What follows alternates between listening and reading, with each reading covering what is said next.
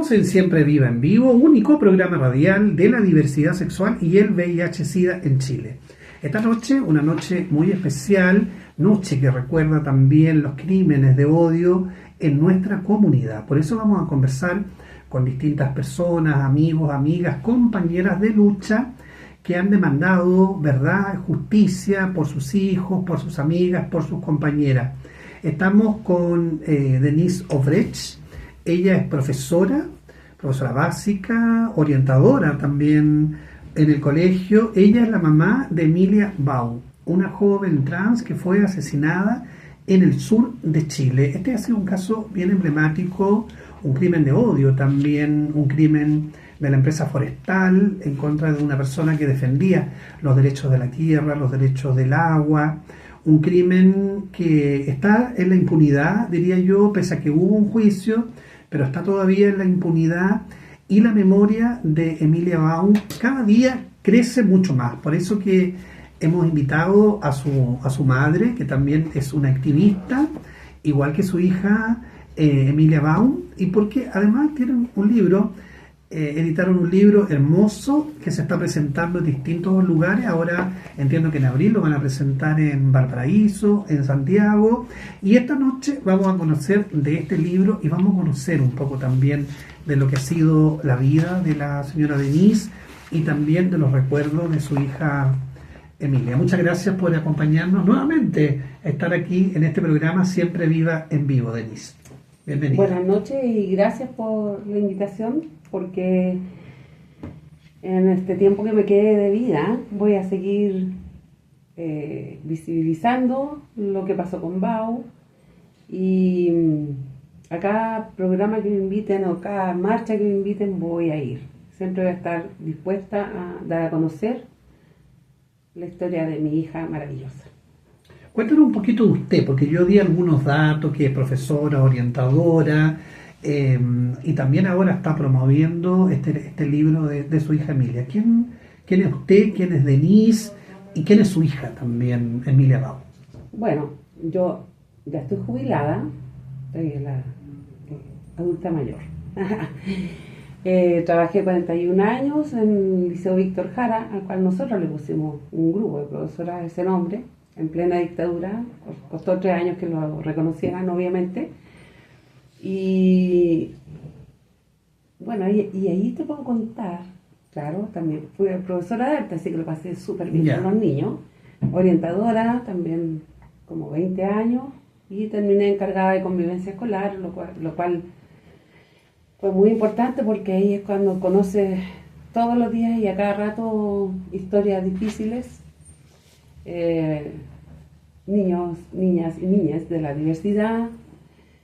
Y bueno, tienes que hacer muchas cosas por ello, entre denuncia, acompañamiento, ver que los padres entiendan, abran un poco su mente, y bueno, y también que los otros compañeros y que también los adultos, porque es Mm. una, también aparte de los compañeros, también se acostumbraba mucho o bastante que habían profesores que tampoco habían abierto su mente a que había que respetar las diversidades, había que respetar las diferencias, y que a veces echaban talla de colorcito rosado y cosas. Se burlaban. Claro.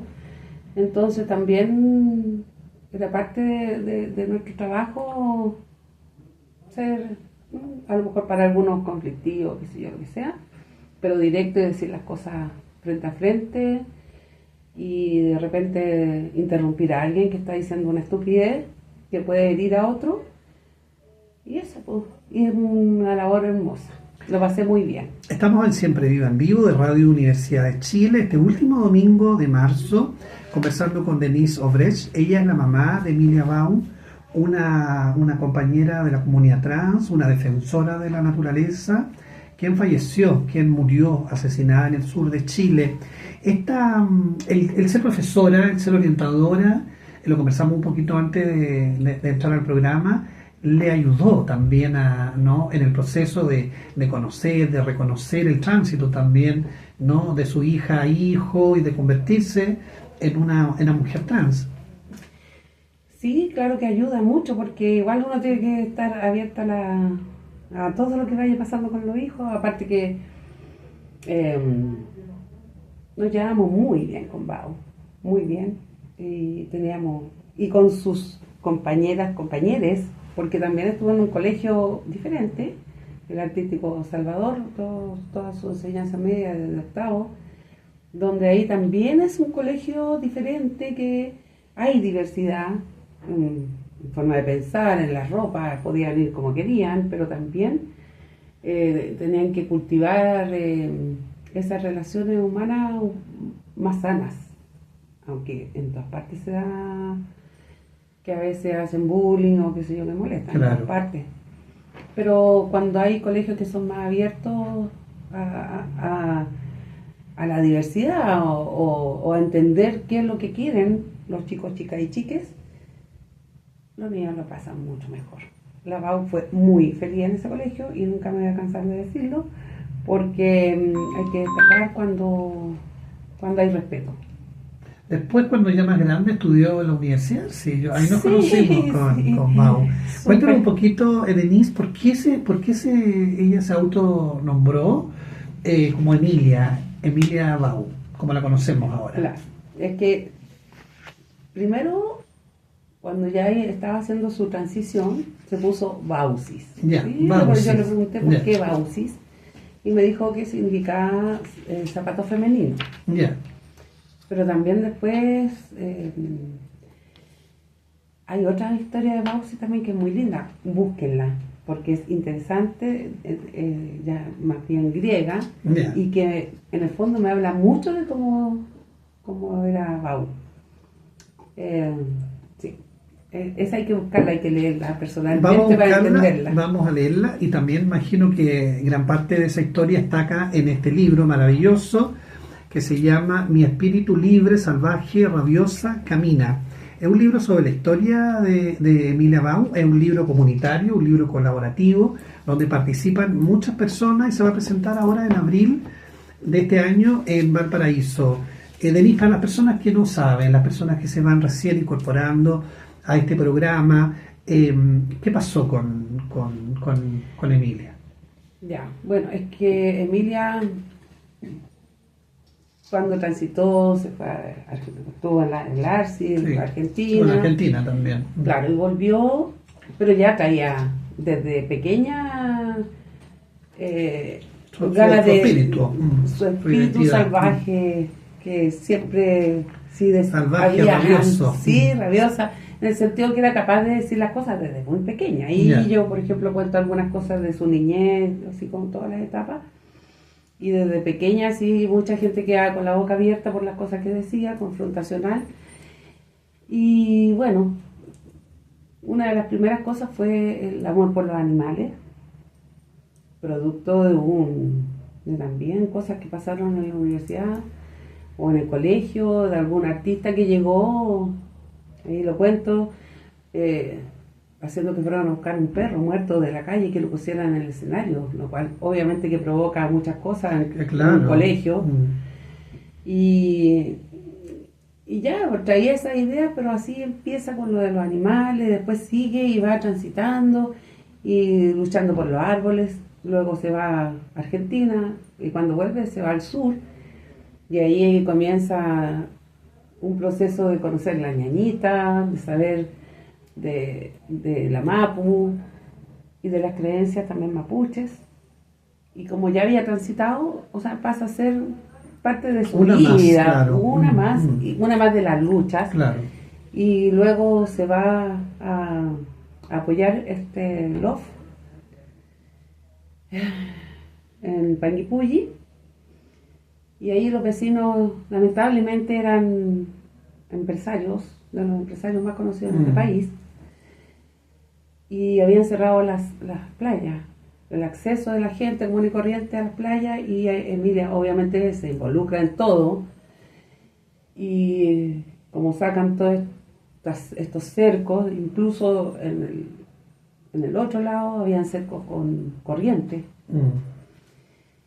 Y bueno, y esta gente empresarios típicos de nuestro país, que impunes, contratan sicarios.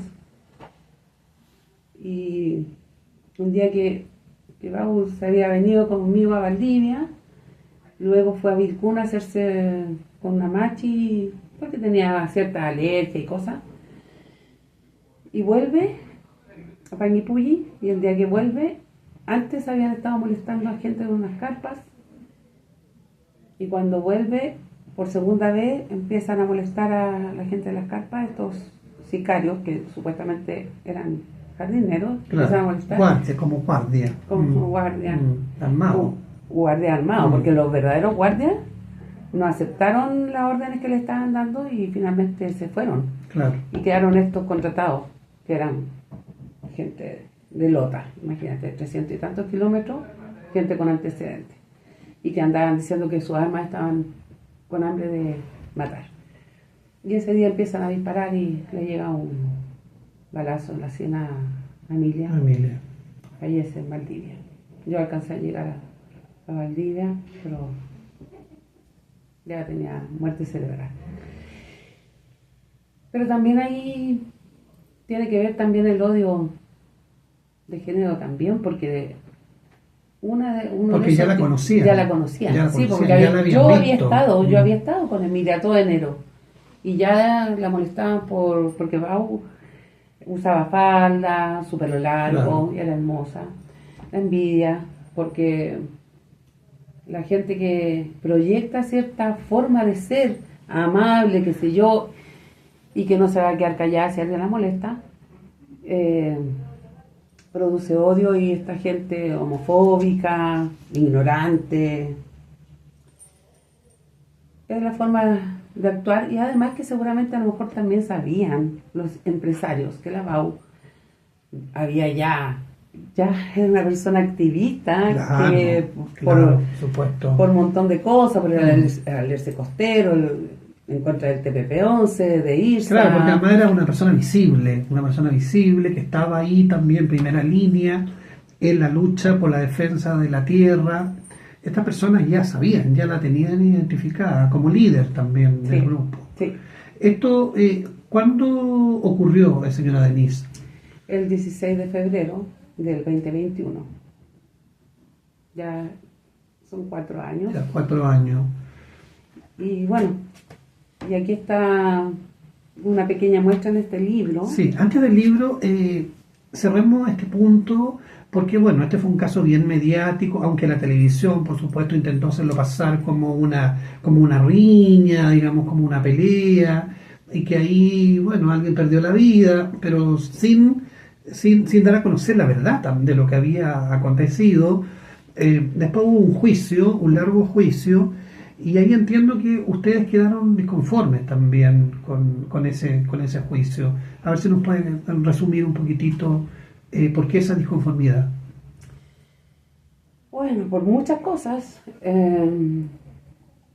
porque yo no sé, eso hay que investigarlo bien, si en este país existen leyes que de alguna forma involucren a quienes contratan sicarios. Me parece que no sé, es algo que hay que... ¿Cuál es la responsabilidad también que tienen esas personas? Que obviamente son los verdaderos responsables, para mi gusto. Bueno, en el juicio ellos quedan como que nada, claro, libre de polvo y paja. Claro, el responsable, el guardia, que disparó. El jardinero, porque estaba contratado como jardinero, con armas. Estaban habitando una casa de una de las personas que estaba arreglando esa casa, y estaba llena de municiones de todo tipo, de guerra, de imagínese, qué sé yo, de una gran diversidad entre balas, de revólver, de pistolas, de cuestiones de guerra. Incluso el día que dispararon, Peter Gil Planella, una persona que era de la fuerza de la Marina, le entrega al que disparó un arma de guerra, y cuando ellos van arrancando lo paran carabineros. Eso fue, si no, nunca hubiéramos sabido nada, y portaban armas.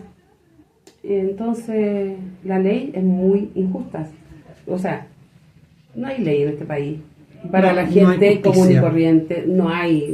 La ley está hecha para algunos y solamente quedó Jarajarpa, que fue el que disparó. Pero el cómplice que le dijo mátala, no. Y los otros sicarios tampoco. ¿Y para qué hablar del que entregó el arma de guerra, el señor Peter Gil Planella, y del administrador Pugamate? Y obviamente, como tú también decías, la televisión muda. Muda. Muda, solamente Una el día sociedad que dieron muda. la noticia y nada más. Incluso yo busqué tratar de comunicar en la televisión. Había incluso un programa que mostraba un poco más, que era en la red, donde estaba Fuentes. Claro. Hice alguna llamada, que sé yo, no, nunca, Pero nada. no tanto. Señora Nunca Denis, nada. usted, por último, ¿usted da por cerrado este caso? ¿Ustedes van a llegar a otras instancias también para demandar más justicia, más verdad? Mira, eso todavía no lo tengo, yo no lo tengo tan claro si lo haré en algún momento, tal vez lo haga en Ya. algún momento, tal vez no, pero sí voy a buscar justicia hasta el último día que tenga de vida para visibilizar, porque también hay distintas formas de justicia. Y parece que estas personas que son personas sin sentimientos, sin alma, juran que se van a ir a otra Se van a dimensión, ir súper libres. tranquilos, no se van a ir, a lo mejor en la tierra capaz que no haya justicia, pero va a haber, Va a de alguna haber manera. justicia, dice nuestra querida Denise Ofresh, la madre de Emilia Baum. Vamos a conversar en un ratito más de este libro, un libro que acaba de aparecer, escritos en memoria de Emilia Milén Bausi Ofresh, Mi espíritu libre, salvaje, rabiosa, camina. Aquí en Siempre Viva de Radio Universidad de Chile. Siempre viva, nunca inviva.